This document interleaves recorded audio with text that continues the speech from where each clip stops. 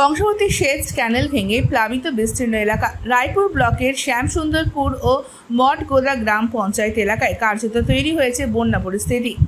বাঁকুড়া ঝাড়গ্রাম রাজ্য সড়কের ওপর উঠে এসেছে জল, যার জেরে কেলেপাড়ায় দুর্গাপুজোর মণ্ডপে ঢুকলো জল। চিন্তায় পুজো উদ্যোক্তারা। ওই এলাকার অধিকাংশ মানুষ যখন ভোরের দিকে ঘুমে আচ্ছন্ন, তখন ক্যানেল ভেঙে গ্রামে হু হু করে ঢুকে পড়ে জল। জলের তলায় গেছে ঘরবাড়ি, রাস্তাঘাট থেকে শুরু করে চাষের জমি সবকিছুই। ক্ষতির মুখে পড়েছে শত শত পরিবার সহ এলাকার চাষিরা।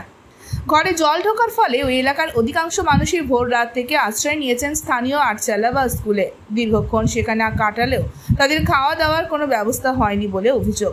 যদিও পরে স্থানীয় পঞ্চায়েত, ব্লক প্রশাসন, পুলিশ প্রশাসনের পক্ষ থেকে অস্থায়ী শিবির করা হয় এবং সেখানে আশ্রয় নেওয়া মানুষদের জন্য খাওয়া দাওয়ার ব্যবস্থা করা হয় বলে স্থানীয় প্রশাসনের পক্ষ থেকে জানানো হয়েছে।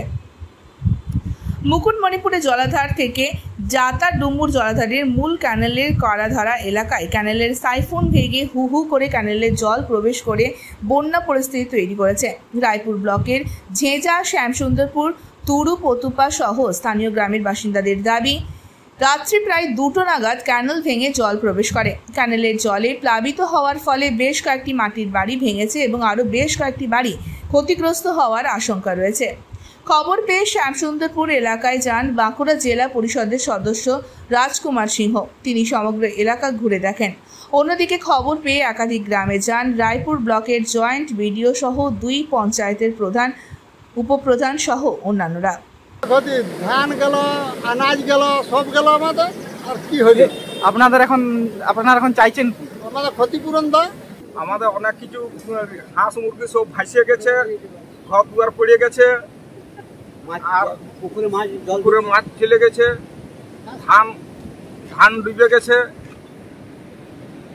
আর জল বাড়তে এখন বাইরেই চলেছে।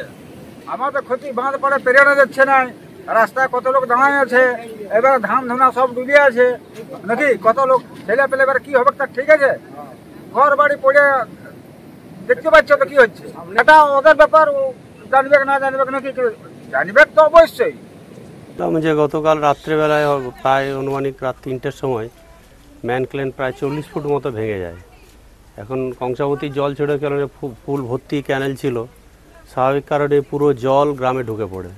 তাতে প্রায় 7খানা বাড়ি ক্ষতিগ্রস্ত হয়েছে, একটা বাড়ি অলরেডি ধসে পড়ে গেছে, বাকি 6খানা বাড়ি এখনও জলের মধ্যে ডুবে আছে। মাটির বাড়ি যেহেতু, কিন্তু জল কমে গেলে, অনেকটা জল কমেছে যেহেতু কংসাবতী এখন ক্যানেলটাকে জলটা বন্ধ করেছে এবং প্রশাসনিক আধিকারিকরাও এসছেন, পুলিশ এসছেন, বিডিও সাহেবও এসছেন, সমস্ত ওনারা রিপোর্ট নিয়েছেন, আমরাও দেখলাম। আমরা জেলা স্তরে বিষয়টা নিয়ে রিপোর্ট করব আমরা, এবং প্রশাসনিক স্তরে অলরেডি এই বিষয়টা নিয়ে জেলা স্তরে ডিএম সাহেবকে জানানো হয়েছে। প্রশাসনগতভাবে যে যা পদক্ষেপ নেওয়া সেগুলো নিশ্চিতভাবে নেওয়া হবে। এবং এখানে যারা কৃষক আছেন তাদেরও অনেক চাষের ক্ষতি হয়েছে, ধান ডুবে গেছে এবং পুরো ক্যানেলে ভর্তি জল। স্বাভাবিক কারণে ম্যান ক্যানেলের জল মানে একটা বিশাল ব্যাপার। তো রাতের অন্ধকারে এটা প্রাকৃতিক ব্যাপার, দুর্ঘটনা ঘটেছে, এটা তো কারো কিছু করার নেই। তো একদম নিশ্চিত হবে আছি। সকাল থেকে ভোর 5টার সময় শুনলাম বিডিও সাহেব এসছেন, বাকি আমরাও এসেছি, প্রশাসনিক স্তরে সবাই এসছেন অলরেডি। ব্যাপারটা নিয়ে প্রশাসনিকভাবে যা করণীয়, এনাদের পাশে থাকার জন্য যা যা দরকার সেই বিষয়ে ব্যবস্থা নেওয়া হবে। Bureau report, ANM news. আরও খবরের আপডেট পেতে সাবস্ক্রাইব করুন আমাদের ইউটিউব চ্যানেলটি আর বেল আইকনে ক্লিক করুন নোটিফিকেশনস পেতে।